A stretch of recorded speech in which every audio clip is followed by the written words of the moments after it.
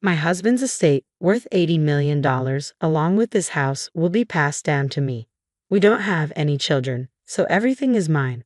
My sister-in-law speaks in a condescending tone. My name is Emma, and I'm a 45-year-old part-time worker. My husband and I have two sons, a senior and a sophomore in high school. Our eldest son is taking the college entrance exam this year. He aspires to be a lawyer and has been studying diligently, a dream he's had since he was a small child, likely influenced by my older brother, Oliver. Oliver, a lawyer, established his own law firm a few years ago. My eldest son, having grown up admiring my brother, has always excelled in his studies. When Oliver heard about my son's ambition, he was thrilled and encouraged him. My son often tells him, "I will be a lawyer like you, uncle." Oliver, chuckling, would reply, "Hurry up and become a lawyer and follow in my footsteps."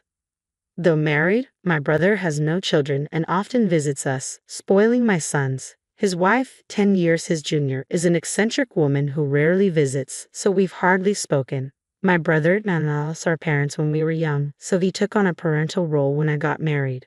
He married shortly after me. When we met his fiancée, we were surprised by her grumpy demeanor. I told my brother and his fiancée, "You two are great together," but privately expressed my concerns to my husband. After the marriage, my husband agreed that she wasn't particularly pleasant.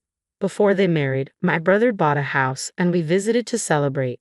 The house was magnificent, befitting my brother's success.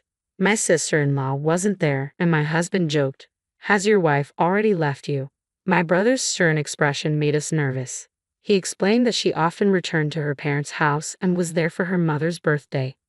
Suddenly, my brother asked seriously, "If I ever can't have children, can I adopt one of yours?" I thought he was joking, but he was serious. I couldn't respond, but my husband laughed it off, saying, "Let's discuss it when the time comes. If you're okay with our children, you can adopt whichever you want." My husband dismissed it lightly, but I was concerned about their marriage and the adoption. Whenever we visited my brother or he came to our house, his wife was never present. He never mentioned her, and I avoided asking. They had been married for over 10 years, and I had almost forgotten about her. This year, my eldest son was accepted into his dream law school. My brother brought up adoption again during the celebration. "Like I said before, would you allow me to adopt one of your kids?" he asked. He and his wife couldn't have children, so he seemed serious this time. My husband replied lightly, "Would you prefer our eldest son since he wants to be a lawyer?" He said it simply, but I was cautious. It was a major life decision for our sons, even if they would be with their uncle. I worried about my sister-in-law mistreating my son, who wouldn't be her biological child. I asked my brother, "Is your wife in favor of adopting?" He replied with a sour smile, "Don't worry about her. We've already discussed it." I was relieved they had talked about it, but I couldn't decide right away. I wanted to discuss it with my two sons first. They were in high school, so I felt they should make their own decisions. We didn't talk further that day, but a few days later I got a call from my brother's law office. They said he had collapsed. I rushed to the hospital and found his colleagues waiting anxiously. My brother had a stroke at work and was unconscious. They couldn't reach my sister-in-law. I called her landline, but she didn't answer, and I didn't have her cell number. My husband and second son arrived later, and we eventually found a smartphone among my brother's belongings.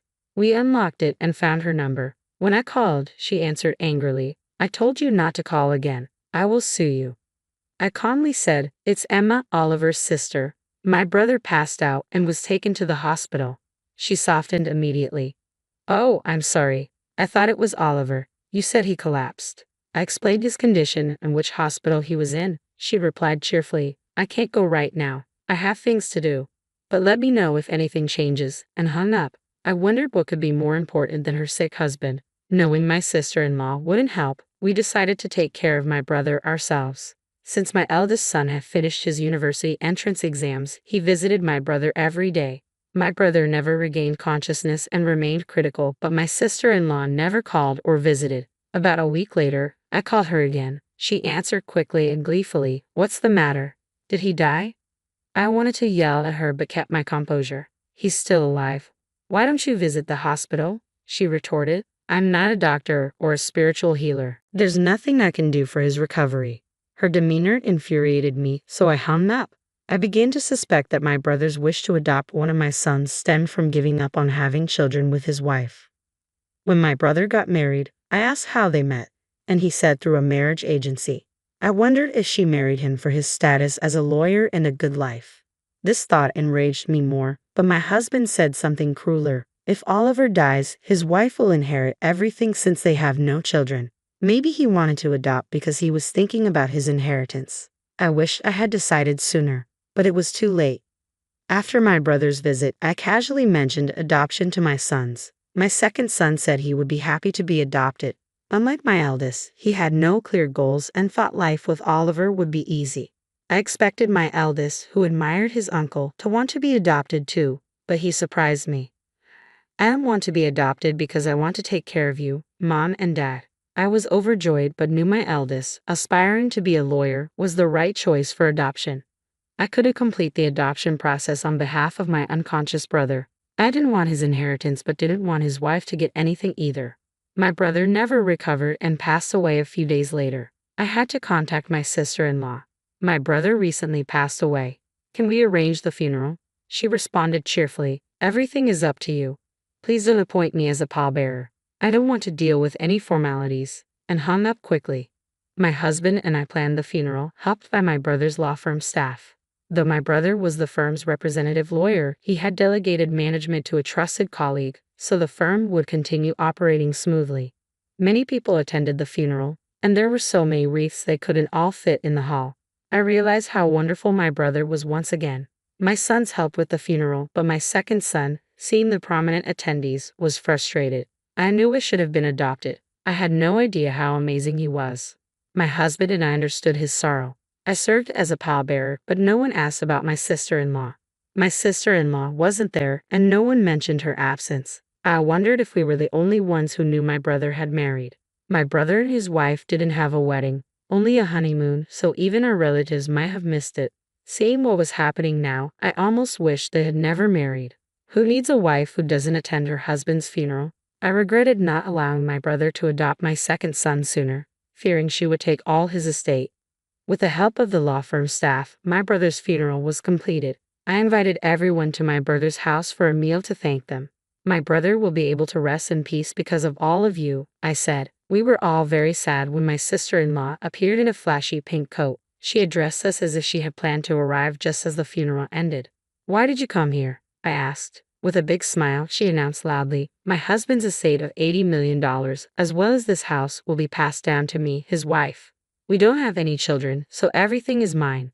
For some reason, her triumphant statement made my brother's subordinates laugh. We looked at them, confused. My sister-in-law glared and yelled, what exactly are you laughing about? You're so impolite. One of the lawyers, smirking, responded, we know you're officially divorced.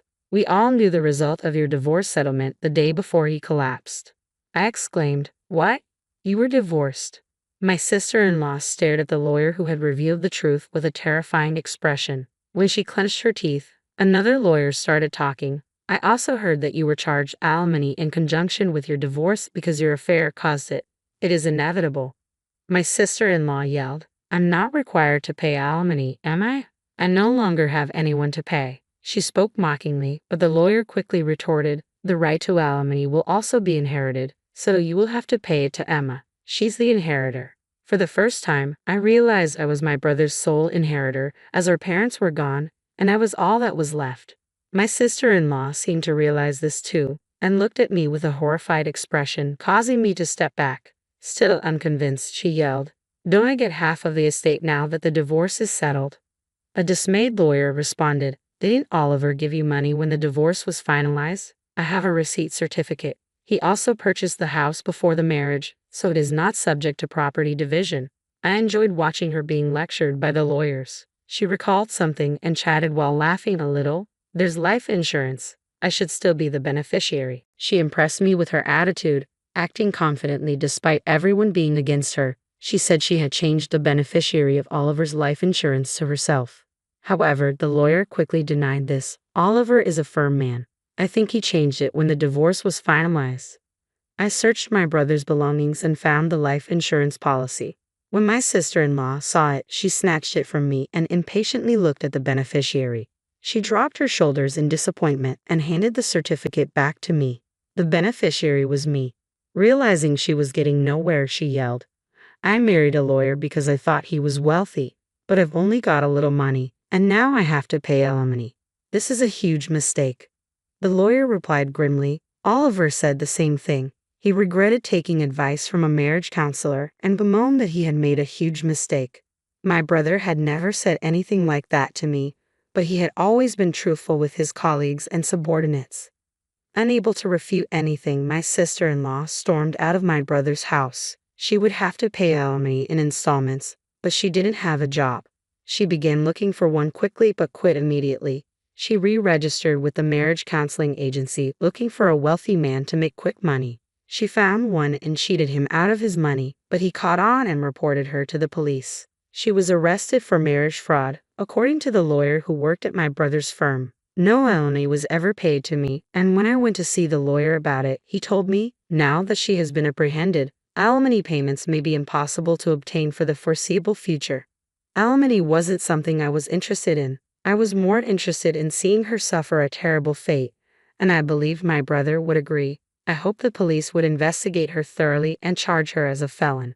My family moved into the house my brother left behind after unexpectedly inheriting his property. My husband and sons were ecstatic to live in a big house after previously living in an apartment. My eldest son was studying law harder than ever before. Observing my brother's colleagues and subordinates argue with his sister-in-law made him yearn to be a lawyer.